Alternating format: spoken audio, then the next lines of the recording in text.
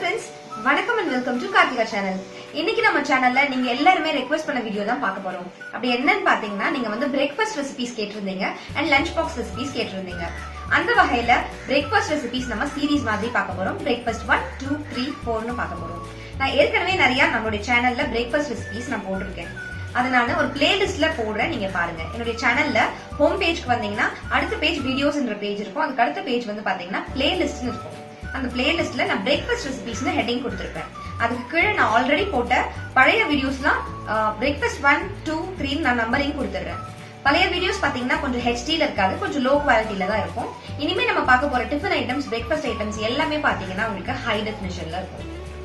So இன்னைக்கு நம்ம என்ன டிஃபன் செய்ய போறோம், என்ன ஆரோக்கியமான டிஃபன், அது டக்குனு செய்யக்கூடிய டிஃபன் என்ன அப்படின்னு பார்க்கலாம். வாங்க வீடியோக்குள்ள போலாம். ஒரு லஞ்ச் ரொட்டீன் வீடியோவில் முருங்கைக்கீரை தோசை நான் போட்டிருந்தேன். அதை பார்த்துட்டு தனியாக ஒரு வீடியோவாக போடுங்கன்னு சொல்லி கேட்டிருந்தீங்க. ஸோ இன்றைக்கி நம்ம முருங்கைக்கீரை தோசை செய்கிறது எப்படின்னு தான் பார்க்க போகிறோம். முருங்கைக்கீரை தோசை செய்கிறதுக்கு தேவையான பொருட்கள்லாம் என்னன்னு பார்க்கலாம். இட்லி மாவு 1 கப், 1 பச்சை மிளகாய், முருங்கைக்கீரை 3/4 கப், எண்ணெய் தேவைக்கேற்ப, வெங்காயம் பெரியது 1, உப்பு தேவைக்கேற்ப. ஸோ நல்லா 1 கப் அளவுக்கு திக்கான இட்லி மாவு நான் எடுத்துருக்கேங்க. நான் இட்லிக்கும் தோசைக்கும் சேர்த்து ஒரே மாதிரியாக மாவு நான் அரைச்சிடுவேன். ஒரே மாவு தான் இட்லியும் சுடுவேன், தோசையும் சுடுவேன். ஏன்னா தோசை சுடும் போது கொஞ்சம் நான் தண்ணியாக ஆக்கிக்குவேன் மாவை, அவ்வளோதான். ஸோ 1 கப் அளவுக்கு திக்கான இட்லி மாவு எடுத்திருக்கேன் நான். அதில் நல்லா பெரிய சைஸ் வெங்காயம் நல்லா பொடியாக கட் பண்ணி வச்சுருக்கேன். எவ்வளோ பொடியாக கட் பண்ண முடியுமோ அவ்வளோ பொடியாக கட் பண்ணி வச்சுக்கோங்க. 1 பச்சை மிளகா, இது நல்லா காரமாக இருக்கக்கூடிய பச்சை மிளகா அப்படின்றதுனால நான் வந்து கொஞ்சம் பெரிய சைஸஸாக ரவுண்டாக கட் பண்ணியிருக்கேன். ஏன்னா குட்டியாக கட் பண்ணாக்கா வாயில் மாட்டோம், அதனால். அப்புறம் முருங்கைக்கீரை நல்லா 3/4 கப் அளவுக்கு நான் க்ளீன் பண்ணிவிட்டு வாஷ் பண்ணிவிட்டு அதை வச்சுருக்கேன். அதையும் நான் அதில் சேர்த்துற போகிறேன். டெய்லி ரொட்டீன் வீடியோவில் வந்து நான் முருங்கைக்கீரை தோசை போட்டிருக்கும் போது பார்த்தீங்கன்னா மாவு அதிகமாக இருந்துச்சு, முருங்கைக்கீரை வந்து கம்மியாக இருந்தது. உங்கள் எல்லாருக்குமே தெரியும், எனக்கு ஷர்வின்க்கெலாம் வந்து அயன் வந்து எங்களுக்கு ரொம்ப கம்மியாக இருக்குது, ஹீமோக்ளோபின் கம்மியாக இருக்குது அப்படின்ட்டு டெய்லி ஒருத்தருக்கு நல்லா 1 கைப்பிடி அளவுக்கு டெய்லியுமே முருங்கைக்கீரை சாப்பிடலாம். அவ்வளோ நல்லது. அயன் வந்து உங்களுக்கு நல்லா இம்ப்ரூவ் பண்ணி கொடுக்கும். ஸோ நான் வந்து முருங்கைக்கீரை இந்த வாட்டி வந்து ஜாஸ்தி ஆட் பண்ணியிருக்கேன். 1 கப் மாவுக்கு நல்லா 3/4 கப் அளவுக்கு நான் முருங்கைக்கீரை சேர்த்துருக்கேன். அதிகமாக முருங்கைக்கீரை சேர்த்திங்கன்னா என்ன செய்யும் அப்படின்னு பார்த்தீங்கன்னா, டேஸ்ட் வந்து முருங்கைக்கீரையும் வெங்காயமும் அதிகம் சேர்க்க டேஸ்ட் நல்லாயிருக்கும். பட் உங்களுக்கு மெலிசா தோசை வார்க்க வராது, அவ்வளோதான் டிஃப்ரென்ஸ்.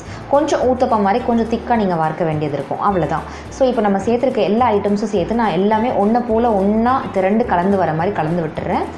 முருங்கைக்கீரை அதிகப்படுத்தி இருக்கிறதுனால நம்ம வெங்காயமும் அதிகப்படுத்தி சேர்த்தோன்னா அந்த முருங்கைக்கீரையோட கசப்பு இல்லாமல் இந்த வெங்காயத்தோட டேஸ்ட் வந்து இன்னும் இன்க்ரீஸ் பண்ணி கொடுக்கும் நமக்கு. அண்ட் இப்போ வந்து நம்ம முருங்கைக்கீரை வெங்காயம்லாம் சேர்த்துருக்கோம், இன்னும் கொஞ்சம் தண்ணி வேறு ஆட் பண்ண போகிறோம். அதனால் உப்பு வந்து நான் கொஞ்சம் எக்ஸ்ட்ராவாக சேர்த்துக்கிட்டேன். ஒரு 1/4 கப் அளவுக்கு நான் தண்ணியும் சேர்த்துக்கிட்டேன்.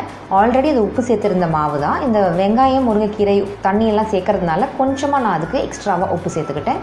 இப்போ இது எல்லாத்தையும் ஒன்றா நான் கிளறி விட போகிறேன். நல்லா ஒன்றா மிக்ஸ் பண்ணி விட்டுற போகிறேன்.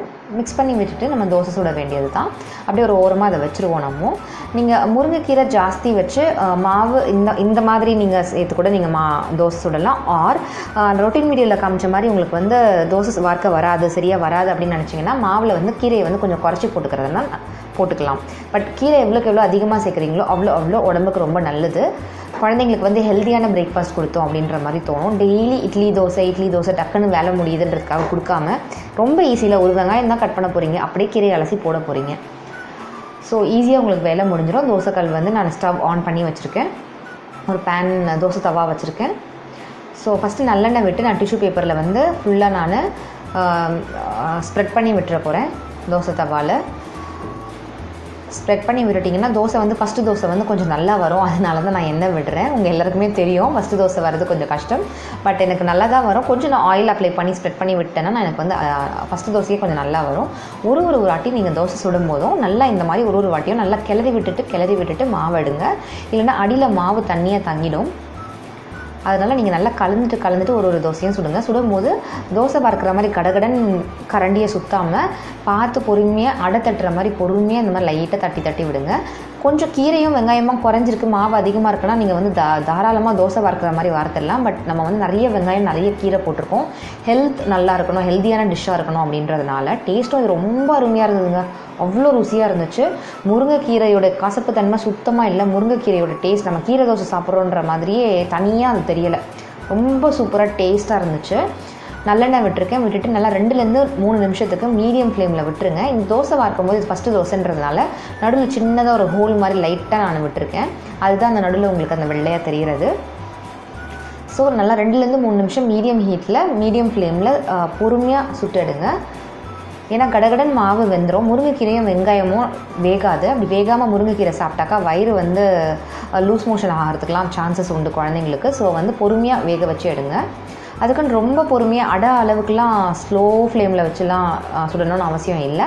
கொஞ்சம் மீடியம் ஃப்ளேமில் வச்சு நீங்கள் சுடலாம், ஊத்தப்பம் மாதிரி.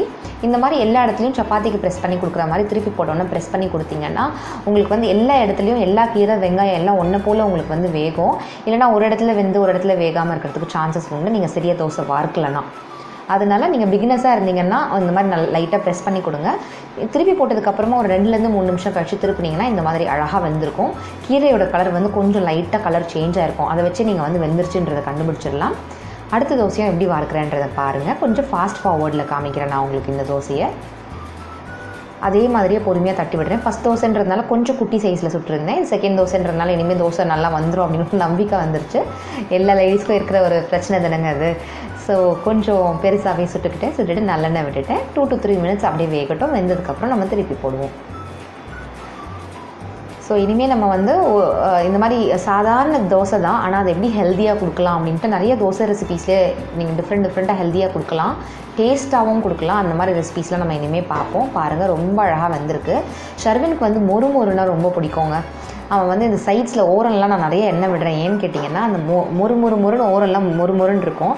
நல்லா கடிச்சு சாப்பிட ஆரம்பிச்சிட்டாங்க உங்கள் குழந்தைங்க அப்படின்னாக்கா அந்த மொறுலாம் இந்த கீரை தோசைலேருந்து பிரித்து கையில் கொடுத்துருங்க.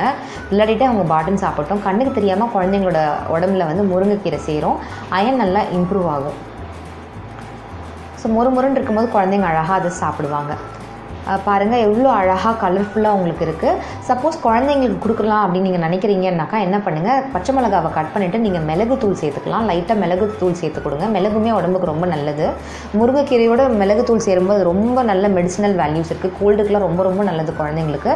நீங்கள் ட்ரை பண்ணி கொடுத்து பாருங்கள். இந்த வீடியோ உங்களுக்கு பிடிச்சிருந்துச்சுன்னா மறக்காம லைக் பண்ணுங்க, உங்க ஃப்ரெண்ட்ஸுக்குலாம் ஷேர் பண்ணுங்க.